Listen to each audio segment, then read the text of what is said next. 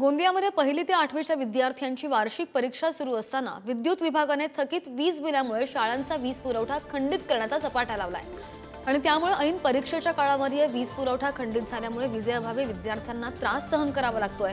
विजेच्या अभावी शाळेमधील अनेक उपकरणं बंद झाल्यामुळे विद्यार्थ्यांना शैक्षणिक सुविधा मिळण्यापासून वंचित राहावं लागतंय।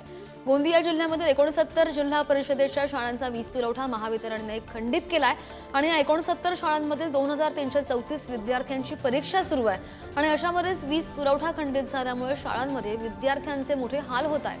तर शाळेचे विद्युत बिल भरण्यासाठी जिल्हा परिषदेचे मुख्य कार्यकारी अधिकारी यांनी ग्रामपंचायतींना सूचना दिलेल्या असताना अनेक ग्रामपंचायतींनी बिल न भरल्यामुळे महावितरणकडून शाळांना विद्युत पुरवठा खंडित केलेला आहे आणि गोंदिया जिल्ह्यामधील एकूण शाळांवर जवळपास 5,80,000 रुपये इतका बिल थकीत आहे।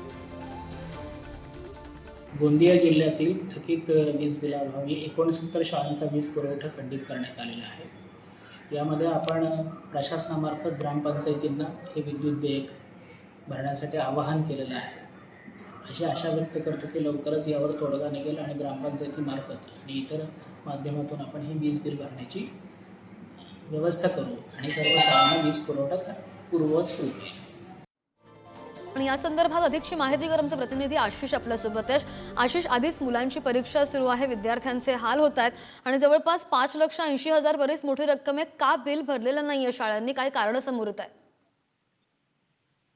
हो, नक्कीच वीज बिल थकीत असल्यामुळे मुलांना फार हाल होत आहे आणि गरमीचे दिवस वाढले आहेत, त्यामुळे पंखा नसल्यामुळे सुद्धा मुलांना फार त्रास होत आहे आणि त्यामुळे वारंवार पाठपुरावा करून सुद्धा विजेचे बिल हे भरले जात नाही, त्यामुळे मुलांना फार त्रास होत आहे।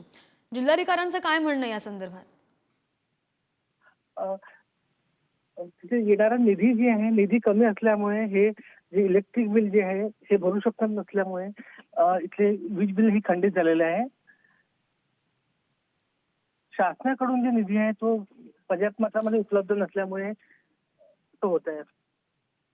आशिष, धन्यवाद दिलेल्या माहितीसाठी। बातमी पाहतोय गोंदियामधून।